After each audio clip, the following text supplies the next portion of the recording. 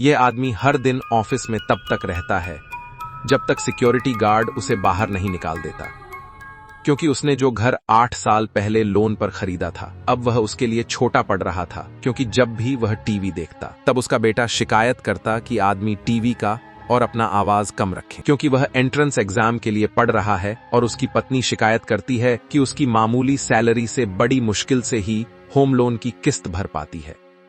इसलिए फिर पूरी रात बिताने के लिए वह पास के कैफे या कन्वीनियंस स्टोर चला जाता है। स्टोर का क्लर्क उससे बहुत नाराज रहता है, क्योंकि वह कभी कुछ नहीं खरीदता, बस घंटों तक मैगजीन पढ़ता रहता। तभी मोगुरो ने वहां आकर बात संभाली।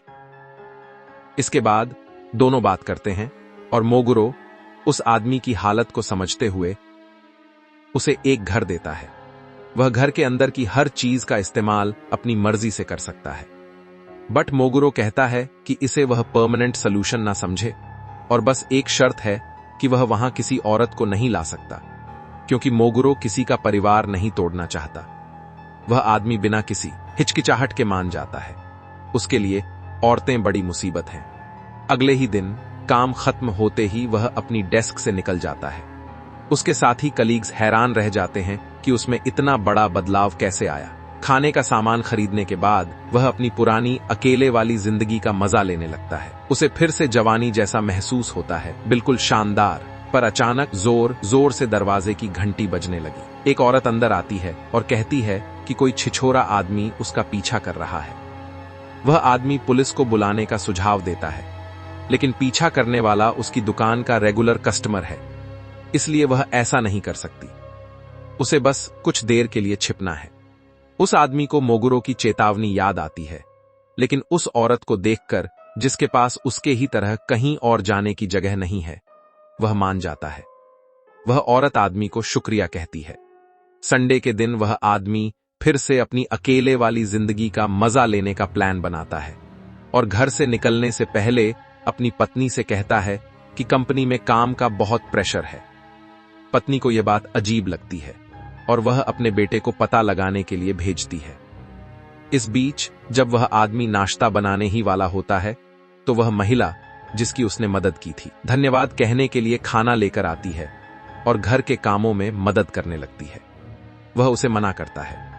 ठीक उसी समय उनके बेटे ने उनकी बातचीत करते हुए उनकी फोटो निकाल ली।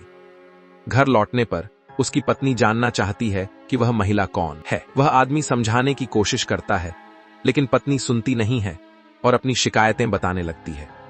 जब वह और बर्दाश्त नहीं कर पाता तो वह उसे चुप रहने के लिए कहता है, जिससे उसका गुस्सा और भड़क जाता है। कोई चारा ना होने से वह घर से भाग जाता है। जब वह अकेले उस घर में वापस जाने की कोशिश करता है तो देखता है कि घर का मालिक वापस आ गया है। वह मोगुरो से पूछता है कि क्या यह सब झूठ था, उसकी वजह से उसकी फैमिली लाइफ बर्बाद हो गई है। मोगुरो उससे कहता है कि अगर तुम्हें अपना परिवार इतना ही जरूरी था तो तुम्हें चीजें पहले ही क्यों नहीं कर लिया। घर के मुख्य कमाने वाला होने के तौर पर तुम्हें बहुत पहले ही अपनी जगह बना लेनी चाहिए थी। परिवार से दूर भागने में अपना समय बर्बाद मत करो और अपने बनाए घर में ही शांति और सुकून ढूंढो। वह एक पति के तौर पर अपनी जिम्मेदारियां ठीक से निभाए। अगले दिन भी वह आदमी घर नहीं लौटा। उसकी बेटी बहुत परेशान हो रही थी और उसकी पत्नी को अपनी ज्यादा सख्ती पर पछतावा हो रहा था। फिर कुत्तों के भौंकने की आवाज बर्दाश्त न कर पाने पर बेटा देखने जाता है और अपने पिता को डॉग हाउस के अंदर छिपा हुआ पाता है। इस बार मोगुरो ने सच में एक अच्छा काम किया है। उसने शुरू से ही उस आदमी की मदद की और जब नियम तोड़ा गया तब भी उसने उसे वापस घर भेजा, क्योंकि चाहे परिवार का बोझ कितना भी भारी क्यों न लगे, आपका परिवार ही आपकी सबसे ज्यादा परवाह करता है।